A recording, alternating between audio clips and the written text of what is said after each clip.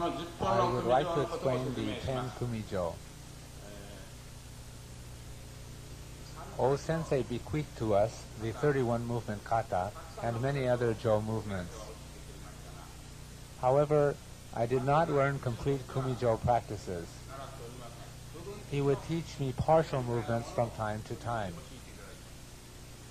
I combined them into Kumijo for demonstration purposes. I devised 7 Kumijo. Then, in 1983, I received the Budo Johosho Award, and I had to give a demonstration at the Budokan. Therefore, I devised an additional 3 Kumijo, 8, 9, and 10, and thus there are now a total of 10 Kumijo.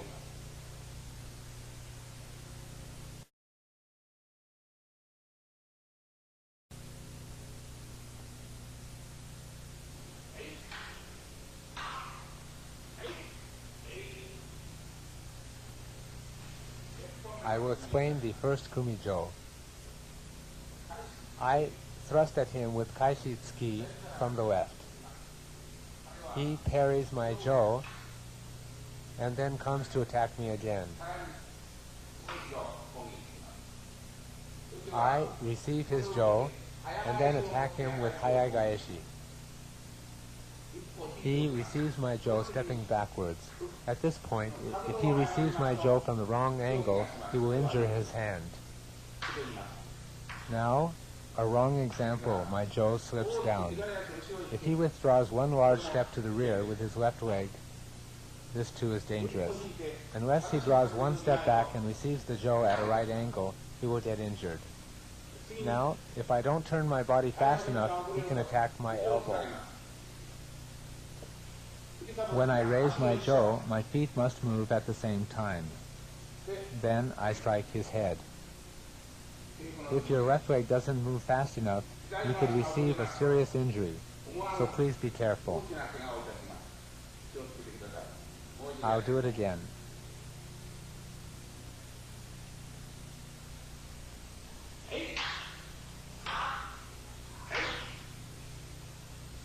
This posture. Note the position of this leg.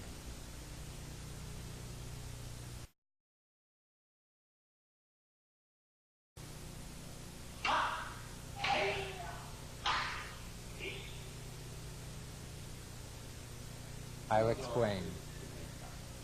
In this case, he should aim at the neck.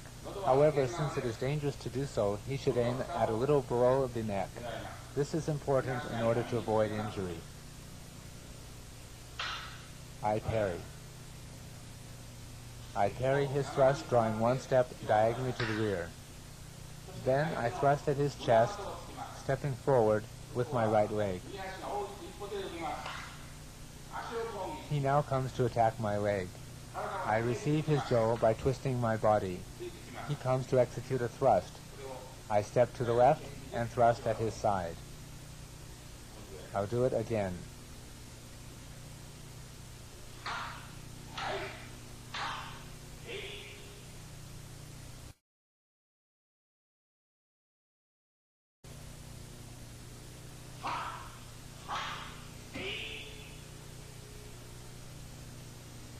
I'll explain the third Kumijo. He comes to attack with the Gedan Uchi. I hold my Jo with my right hand and step off one step to receive his Jo. He comes to attack my side. I twist my body and change my hand to hold the Jo with the right hand and strike his Jo down. I attack his side. He receives this. I do not resist his Jo, but execute Nidansuki from below.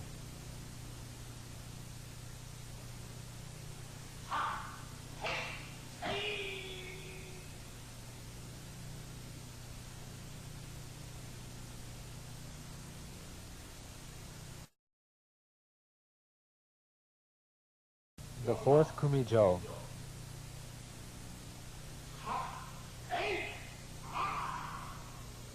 I will explain the fourth Kumijo. I dodge his chokuzuki, taking a large step to the rear. There is too much distance between us to execute Kaishi Uchi. Therefore, I execute To Mauchi, passing over the shoulder. He will step back to avoid my attack. You should take a large step back so as to avoid injury at this point. Even if my jo reaches him, he should assume a defensive stance with his jo. My jo flows in this manner. At this point, you should hold the jo, placing your hand facing downward. If you place your hand above the jo when you receive his attack, you will injure yourself. Please be very careful. He comes to thrust at me. I take a large step to the left to attack him. Here, the position of the left leg is important. If you don't move your left leg sufficiently,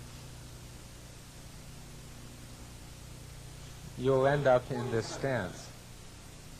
If you take a large step with your left foot here like this, you'll be sufficiently far enough away.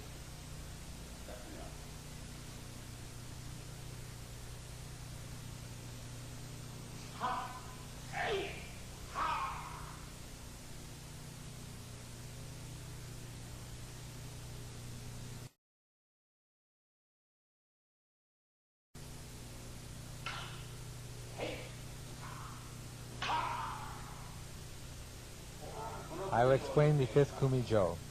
He comes to thrust me. I parry his jo and return a thrust. He withdraws diagonally to the right and assumes a katate gedan gaeshi stance. He attacks me with a katate gedan gaeshi. I take a large step backward with my left foot, assuming this stance. At this point, his way of finishing the gedan kaeshi uchi with his left hand is important. His hand should face upward like this. Then he attacks my head. I change my foot position to assume a correct stance, and I parry his jo with this counter movement. Then I thrust at him.